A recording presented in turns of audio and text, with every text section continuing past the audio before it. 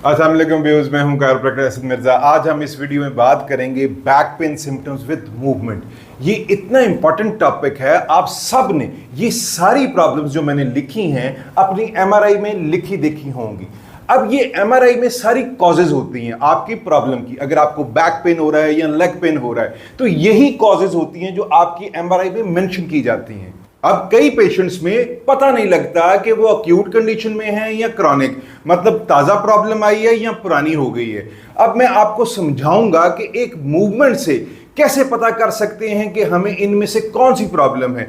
ये इतनी इंटरेस्टिंग चीज है कि जो भी चीज मैंने यहां पर मेंशन की हुई है आपको सिर्फ एक मूवमेंट कर पता लग जाएगा आपको किस टाइम पे क्या हो रहा है और आपको कौन सी प्रॉब्लम हो रही है और किस मूवमेंट पे पेन होता है और किस मूवमेंट पे रिलीव होता है और हमें कौन सा ट्रीटमेंट लेना चाहिए। ये सारी इस वीडियो में बातें मैं आपको बताऊंगा, तो इस वीडियो को लास्ट तक जरूर देखिएगा। तो हमारी दो तरह की मूवमेंट मेनली होती है, वैसे तो और भी बहुत ज्यादा मूवमेंट है बट दो तरह की मेनली होती है। एक फॉरवर्ड बेंडिंग जिसको हम फ्लेक्शन बोलते हैं और एक बैकवर्ड बेंडिंग यानी कि एक्सटेंशन। अब ये सारे जो पॉइंट्स मैंने लिखे हैं मोस्टली यही 6 पॉइंट्स होते हैं। 90% आपकी एमआरआई में यही मेंशन किए जाते हैं।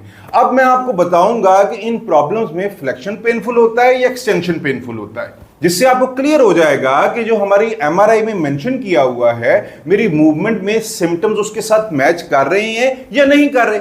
अब ये देखिए लंबर कैनाल स्टेनोसिस। अब स्टेनोसिस चाहे लंबर कैनाल है या फॉरवर्ड कैनाल है, इसको मूवमेंट में कैसे बचाने के हमें क्या है। तो स्टेनोसिस जब भी होता है तो फ्लेक्शन हमेशा पेन फ्री होती है, तो इसमें पेन नहीं होगी।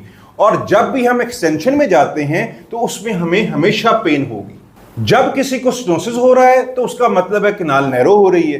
तो जब भी वो बैक बेंडिंग करता है यानी पीछे की तरफ जाता है या खड़ा रहता है, तो जब भी हम खड़े होते हैं तो हमारी स्पाइन एक्सटेंशन में होती है, मतलब लेडोटिक कर्व की वजह से। तो उसमें भी कैनाल टाइट होने की वजह से पेशेंट ज्यादा देर खड़ा नहीं रह सकता और ना ज्यादा देर चल सकता है। तो एक्सटेंशन में हमेशा उसको पेन होगा।